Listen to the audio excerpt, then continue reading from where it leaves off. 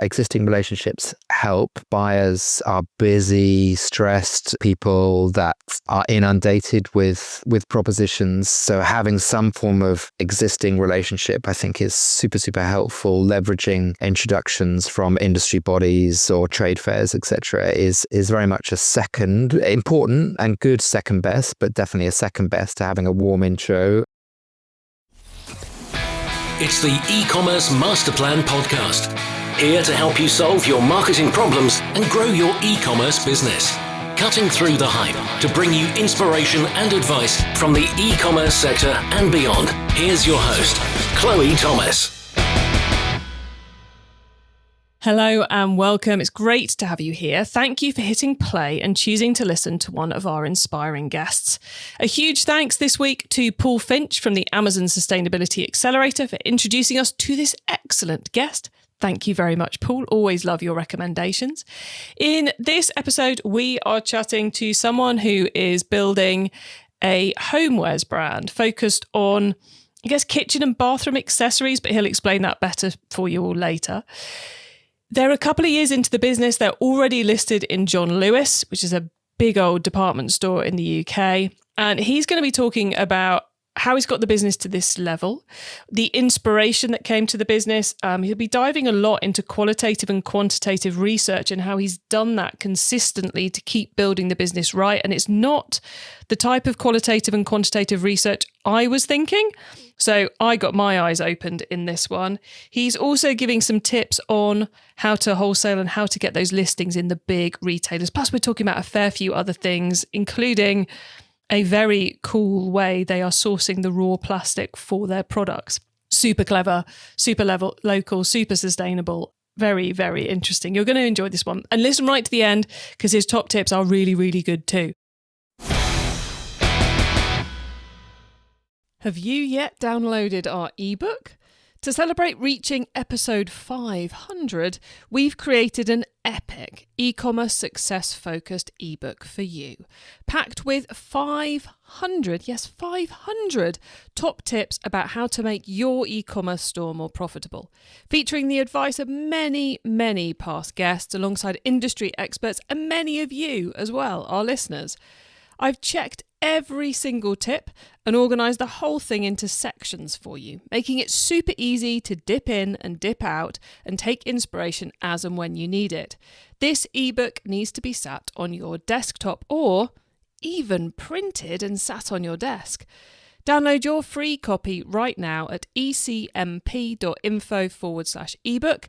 Get 2024's most valuable e-commerce ebook now, ecmp.info/ebook. And now to introduce our special guest. Brian Walmsley is the founder and CEO at ReBorn, the world's first homewares brand made entirely from local waste. Founded in 2022, they now sell via wholesale, Amazon and their Shopify store and are doing £500,000 a year. Hello, Brian. Hi, Chloe.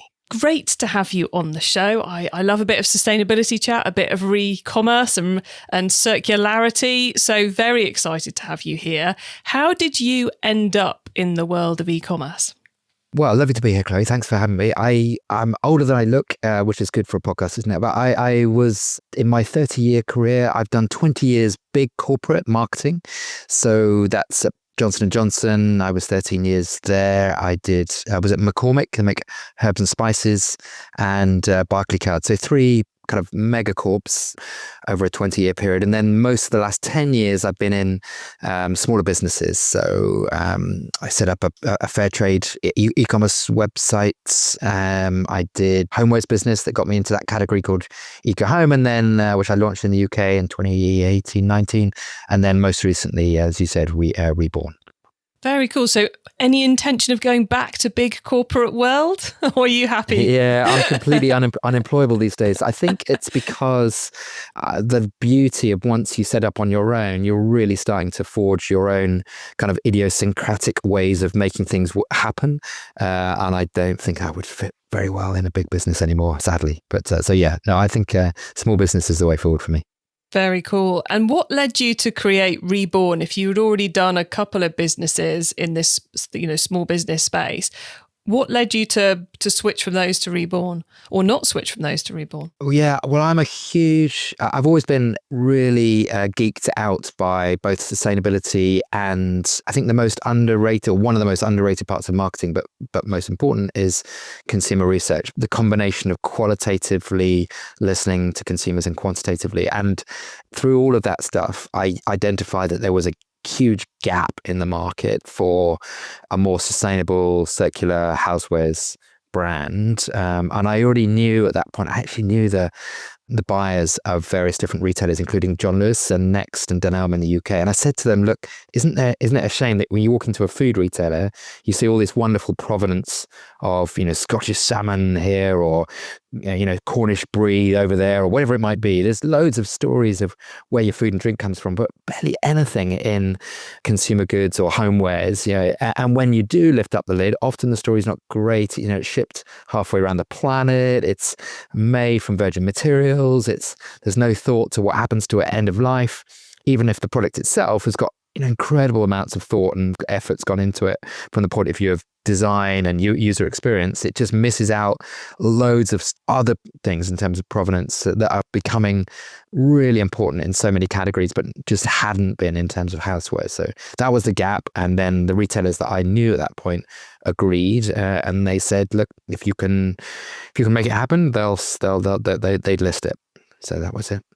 And you previously had a homewares brand, so why a new brand name? Was it obvious to you, if we're going to do this completely different thing, we've got to give it a new brand name, or did you mull that one over for a while? Yeah.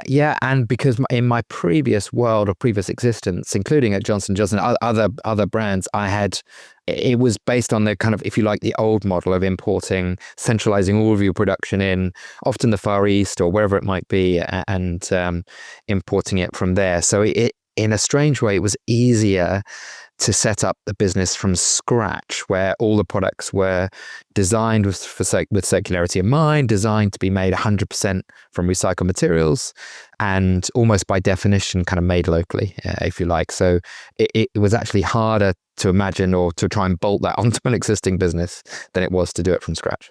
Simply because the systems and the ways of working were so different, it was like, well, this has to be different. The systems and a little bit about branding in terms of what do you want the brand to be famous for and represent in people's minds. So, there are some amazing brands in homewares, Simple Human, Brabantia, etc. But in effect, what they're representing is lovely, high quality products without that provenance story. So if I wanted, by putting it, but ReBorn, by making it front and center that it's about sustainability, it meant that the entire brand could represent that, as opposed to a bolt-on, if you like.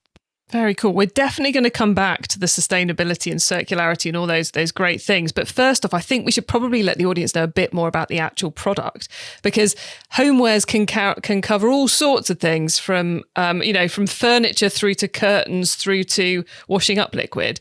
Arguably, she says, saying something, this isn't really homewares at all. But anyway, yes. It's more cleaning products. But so tell us, Brian, what are your kind of your core product range? Yeah, so if you go into a kitchenware department or of any big homeware retailer around the world, then you'll see our kinds of products. So you're talking about caddies, food waste caddies, washing up bowls, dish racks, cutlery drainers. We also do bathroom products, toilet brushes, soap dispensers, that kind of thing. So most of these items are made of plastic traditionally, and most of them, if you like, are accessories for kitchen and for bathroom.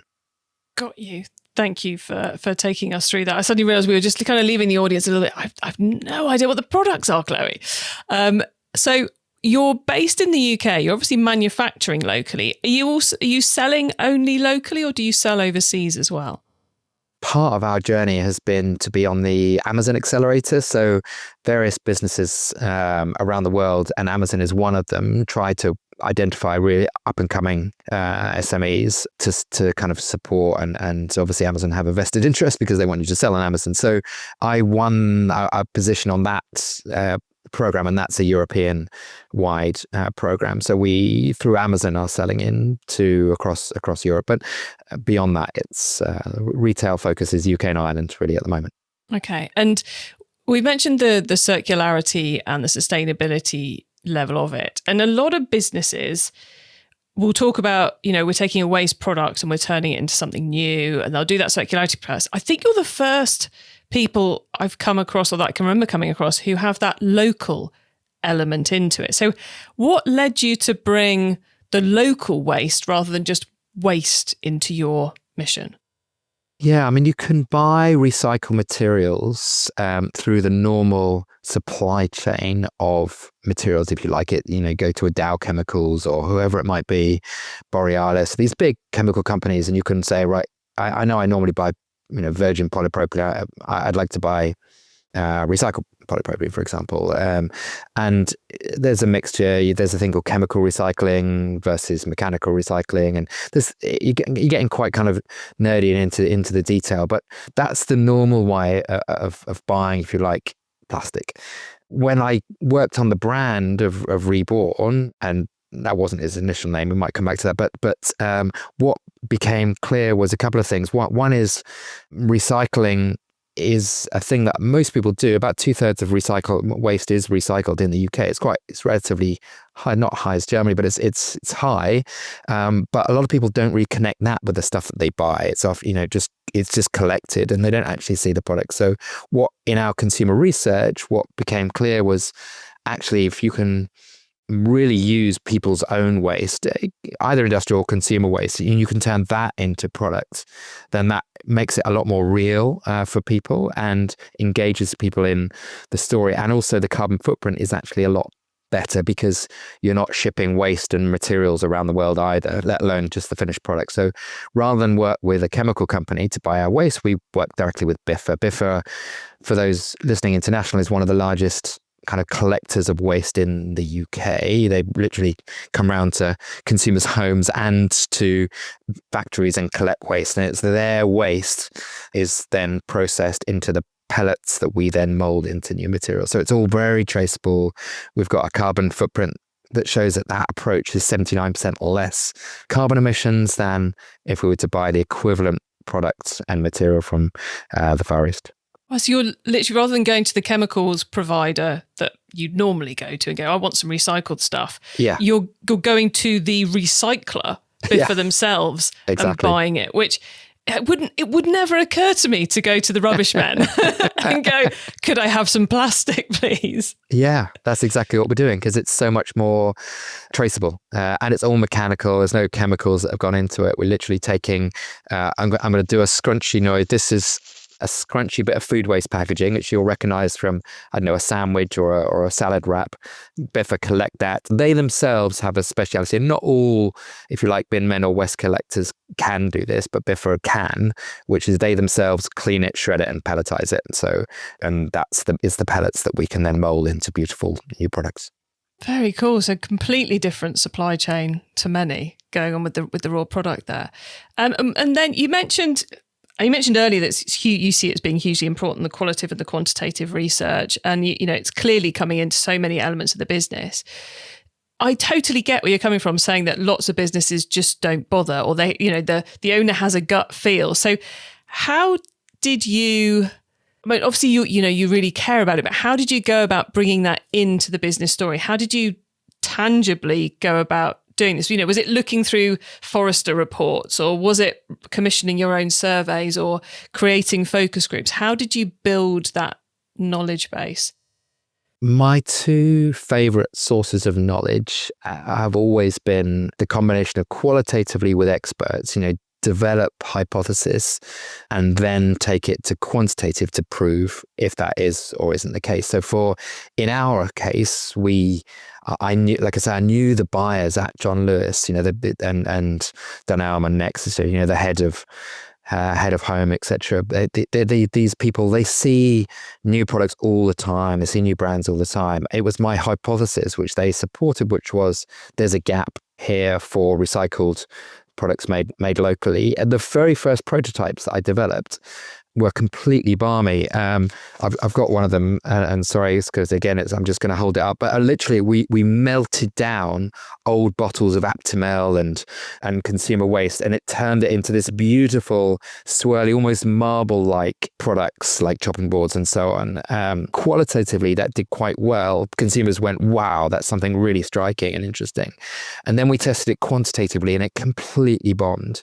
Consumers were like, I don't want that anywhere near my home. That is not clean. It doesn't match things in my home.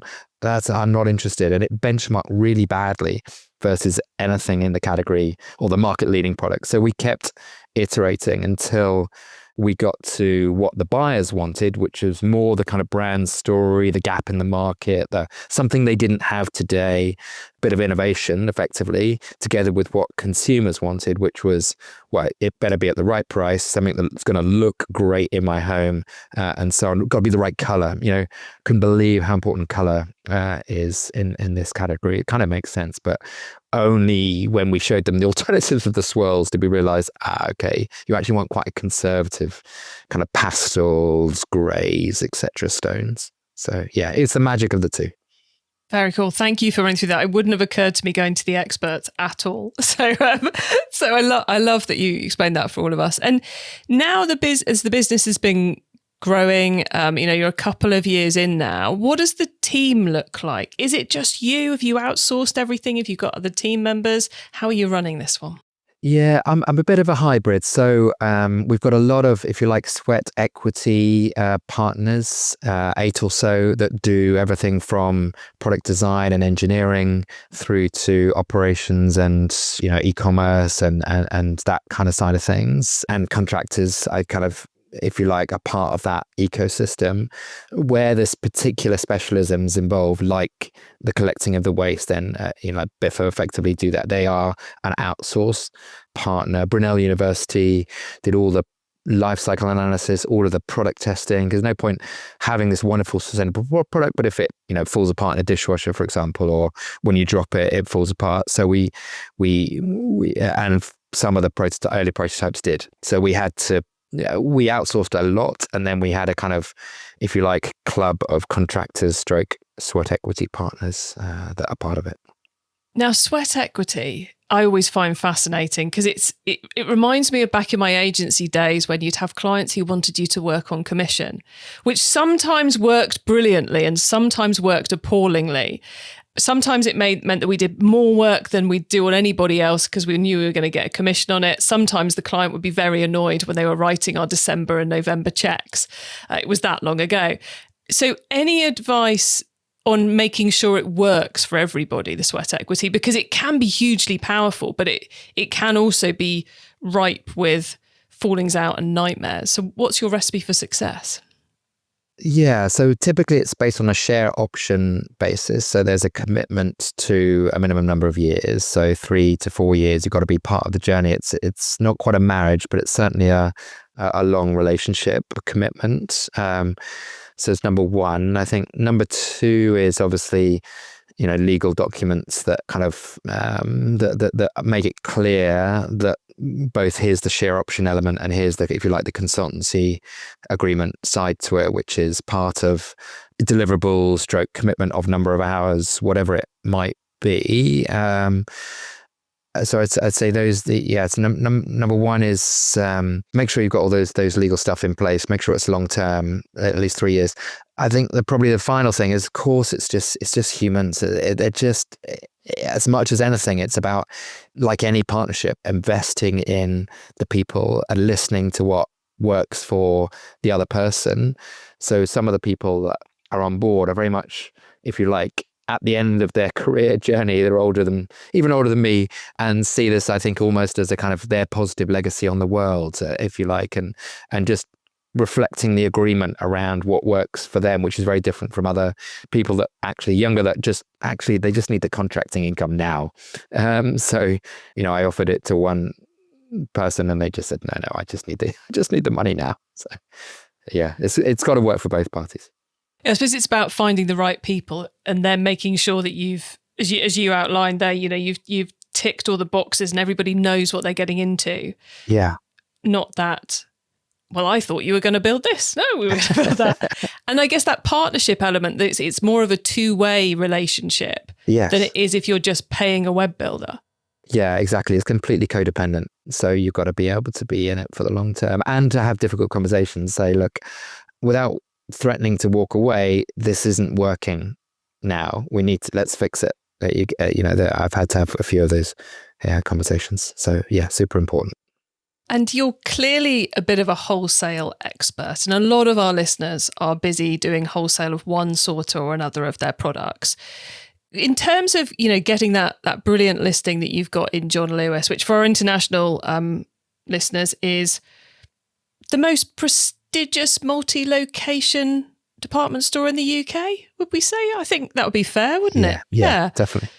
It's definitely high on the list for a lot of people listening in the UK for where they'd love to see their products sitting. Have you got, I guess, where do I go with it? How do I phrase this question, Brian? Clearly, getting the buyers involved early in the process, which you were lucky enough to be able to do, and not everyone can do that, is going to help you get the listings. But any advice for anyone out there who's going, I'd love to see my products next to ReBorn in the John Lewis homewares department. Where do I start? What's the strategy for getting those big listings? Any tips?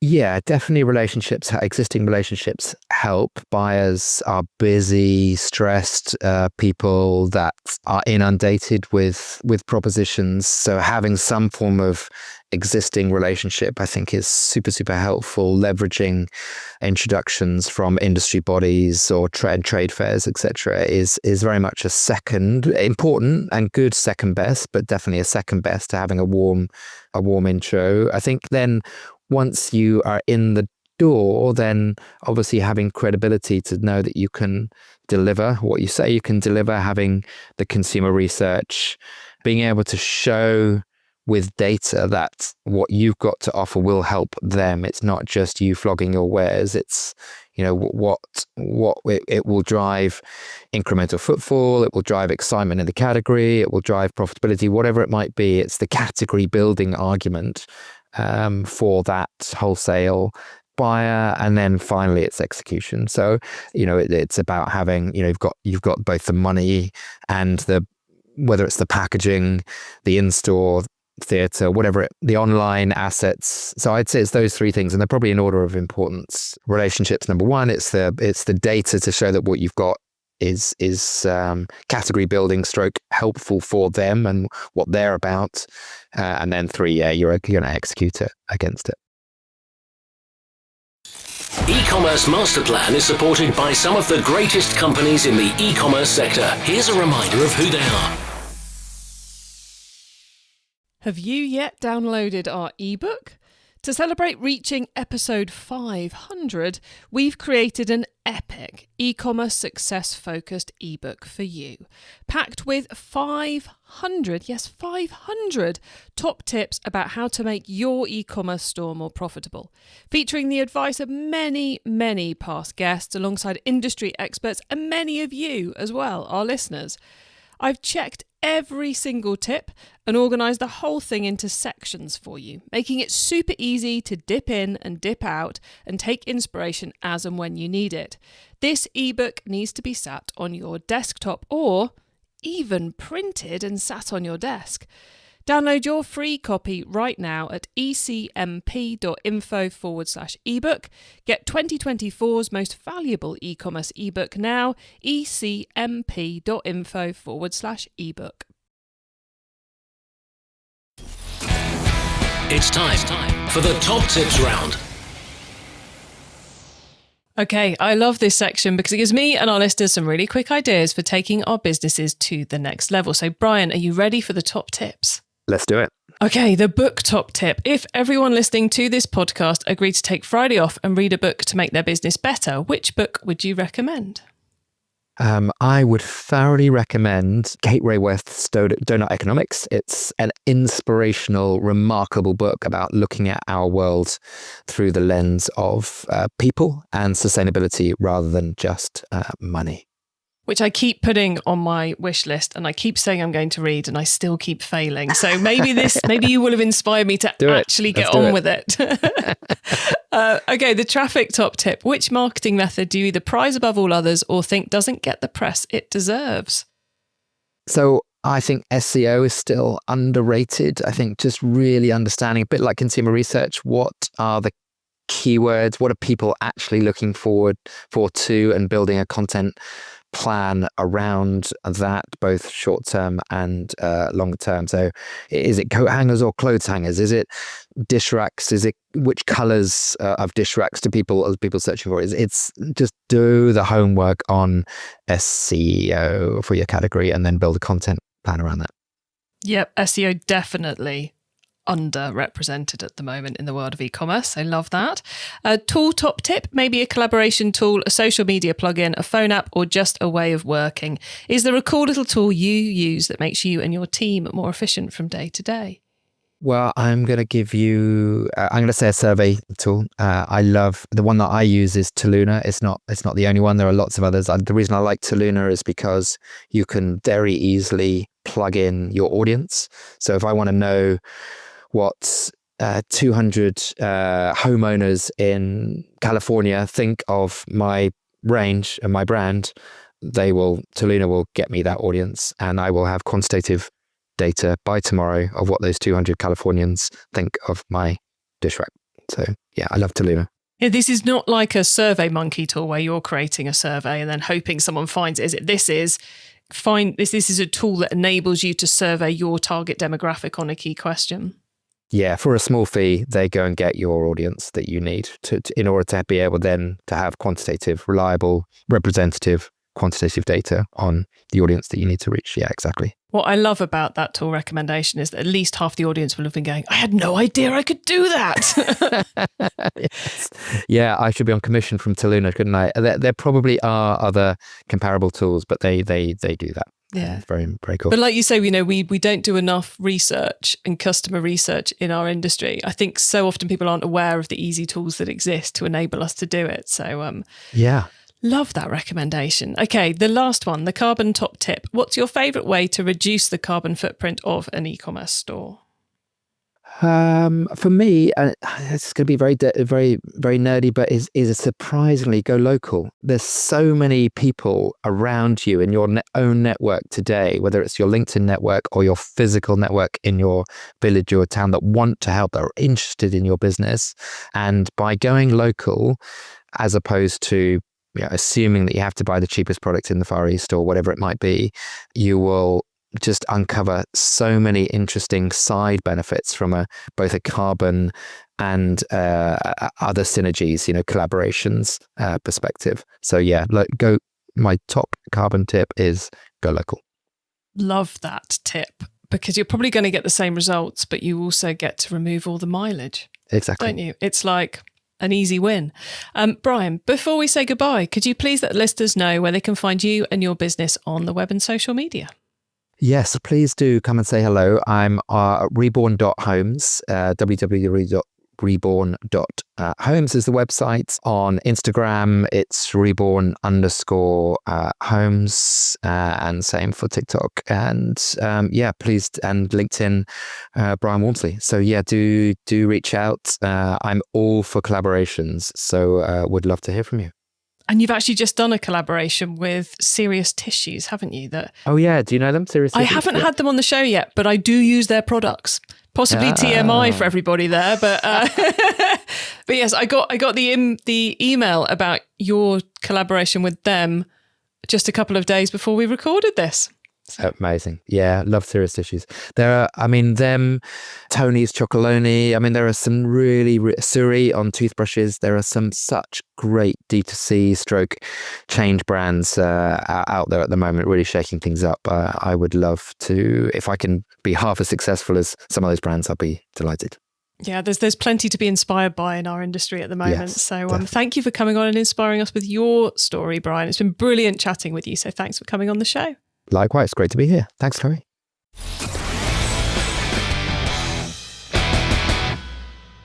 What an inspiring business Brian's creating there. Loving his tips on wholesale and how to go about that. Obviously, creating the warm relationships with the buyers can be a little bit challenging, but I'm sure there's some clever ways you can go about doing that. And of course, Brian was able to leverage his connections from previous jobs and previous roles and previous businesses to help build that up.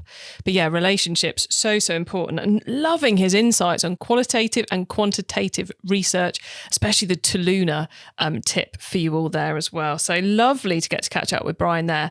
I will be watching to see what he does in the next couple of years of his business, because I suspect the only way may be up. You can get your hands on our notes from this episode, including those top tips and links to what we mentioned, by heading over to ecommercemasterplan.com. You can also use our direct episode short links. Just put ecmp.info/ the number of this episode into the URL bar and you'll be redirected straight to the correct page on the website. Because with nearly 550 episodes now, there's quite a lot of pages there on the website. So our little short links definitely help you get to the right place. When you get to the website, you can also add yourself to our email list so you don't miss out on any of those many other things I share to help you improve your business. And if you liked this episode, make sure you check out episode 377. So from a little while ago, but boy, is it still relevant, where I got to chat with Jenny Perry from Grove Collaborative, a US cleaning brand, very much in the sustainability space. Jenny, crazy clever lady, sharing some really, really brilliant insights. Definitely, I would say, one of my top 10 all-time episodes. Not that I've made that list, but I'm pretty certain it would be in that top 10. So go and have a listen to that, episode 377. You can also find all our homewares episodes. If you go to ecmp.info/home, there's a big list of them all on the website. Thank you so much for tuning in to this episode of the E-commerce Master Plan podcast. We bring you a new interview every week to inspire and help you to succeed and thrive with your business, including progressing along that all-important path to sustainability. So if you know someone this show can help, tell them to listen to the E-commerce Master Plan podcast. I hope you have a great week and don't forget to keep optimizing. Thank you for listening to the E-commerce Master Plan podcast. Find out more at ecommercemasterplan.com/podcast. It's time to download our 500 top tips to make your e-commerce business more profitable ebook. Go to ecmp.info/ebook now.